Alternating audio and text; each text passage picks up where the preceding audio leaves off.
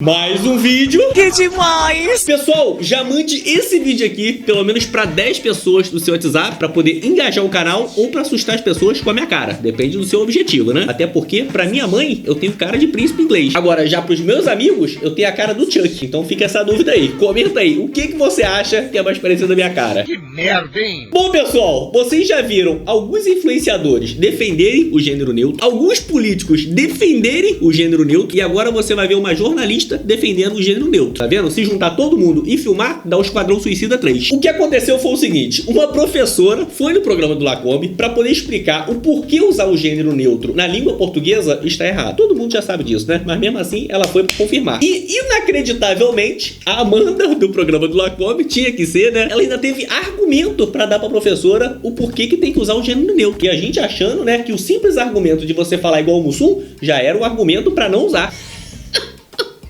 Mas, pelo visto, não. Só que a professora, ela se saiu muito bem e ela deu uma resposta que há muito tempo todo mundo queria escutar. Então vamos ver o vídeo, fica até o final que depois eu vou comentar mais. Já deixa o seu like se você esqueceu aí e o mais importante, compartilhe esse vídeo para pais que têm filhos pequenos em casa. Eu não consigo levar a sério essa história de língua não binária, que a língua é opressora, e vem aquela história de todes, amigues, ilha, não sei como é que É, sinal de sanidade mental, né? Se já começou assim, você já imagina aonde a gente vai parar, né? O que diabos é isso? De onde surgiu isso? Meu Deus do céu. Bem, a linguagem não binária, também conhecida como dialeto não binário, ela foi uma linguagem criada, obviamente, pelos não binários, né? E quem são os não binários?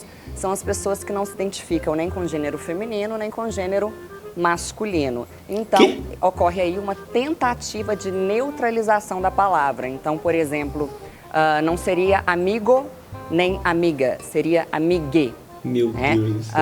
Mas não faz muito sentido, por exemplo, por quê? Porque essa terminação com a letra E, se você pegar, por exemplo, a palavra pente, pente é masculino, né? Ou pente. Então, gênero arbitrário. Então esse dialeto não binário, ele não possui nenhum embasamento linguístico, científico, e ele é um desrespeito à língua portuguesa, né? Que não tem nada de opressora, meu Deus do céu. Desde onde que língua é opressora?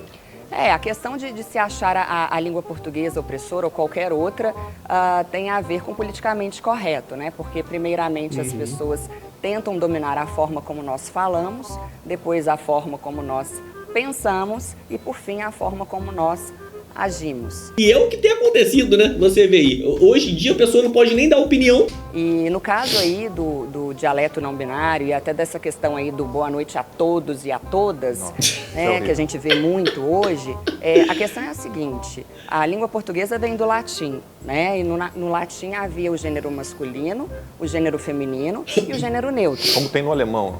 Exato. E na passagem do latim para o português, o que houve, simplesmente o que era o neutro virou o masculino. Então, quando eu digo boa noite a todos, eu já estou fazendo referência a homens e a mulheres. Portanto, dizer boa noite a todos e a todas é uma redundância, é completamente desnecessário. E eu sou professora de português, eu preciso defender aí, né, puxar a sardinha para o meu lado. Para mim, é completamente desnecessário. No meu ponto de vista, é uma questão muito mais ideológica e política do que linguística. Não, e fora isso, né? Quem não se sente nem homem, nem mulher, não tem que mudar a língua portuguesa. Tem que procurar um profissional, né? Uma ajuda. Porque, biologicamente falando, ou seja, uma coisa que é comprovada, só existe homem e mulher, dois sexos. Então, qualquer outro ser humano que acha que se encaixa em outra coisa, seria o quê?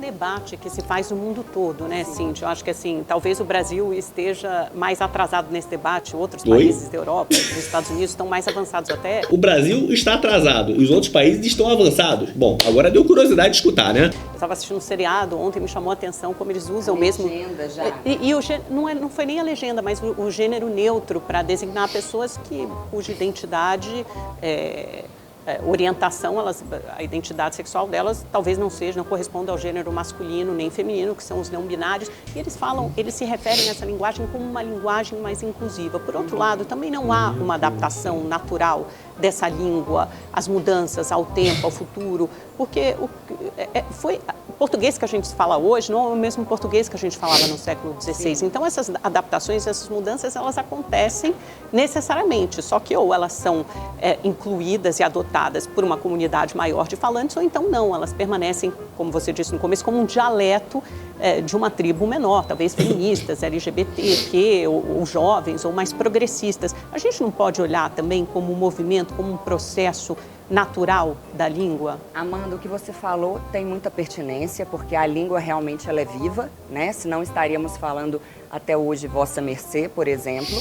Mas o que ocorre no caso do dialeto não binário é uma pseudo-inclusão. Na medida em que uma maioria, aliás, eu vou até usar um pleonasmo aqui, uma grande maioria, tá? Uma maioria esmagadora fica de fora. Por quê? Vejamos bem. O caso dos disléxicos, né? Como um disléxico vai compreender, com toda a dificuldade que se tem na dislexia, vai compreender bem esse novo dialeto. Temos também aí a questão dos surdos. Os surdos, como que eles vão compreender na linguagem labial um todex, né? Temos também aí a questão dos cegos, que precisam de softwares de leitura. Como os cegos farão a leitura?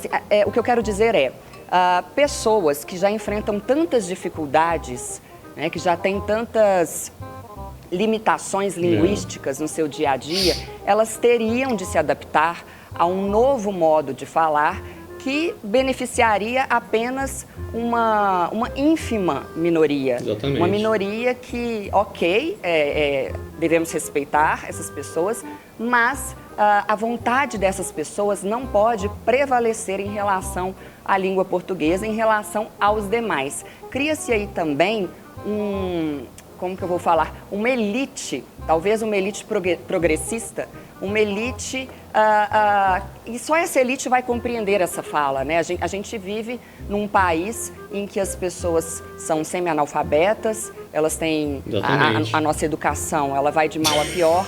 Então, me parece uma grande bobagem que a gente discuta isso agora, exatamente agora. Olha, o nome desse programa tinha que passar de Opinião no Ar para Um Maluco no Pedaço. É inacreditável, né? É como a própria professora falou, são tantas pessoas, né, que tinham prioridade para poder serem incluídas na língua portuguesa, como pessoas que são surdas, pessoas que são cegas, pessoas que são dislexas. Aí não, aí o pessoal tá preocupado com quem não se sente nem homem e nem mulher. Você respeitar é uma coisa, agora você mudar toda a língua portuguesa para poder agradar lá um grupinho de pessoas, é mais ou menos como se ele estivesse falando assim, os deficientes que se explodam. Porque pensa comigo, qual é a necessidade de toda a população brasileira falar que nem um débil mental e não incluir quem precisa de verdade na língua portuguesa? Fala pra mim, qual que é a necessidade disso? É a necessidade de militar ideologicamente, né? É o que eu falo, né? Se o seu filho, a sua filha, seu neto, sua neta está no colégio que está ensinando isso, tire agora! Você quer que daqui a 15 anos o seu filho chegue em casa e você fala, olha só, esse aqui é o Einstein da família. Aí fala que nem um mussum.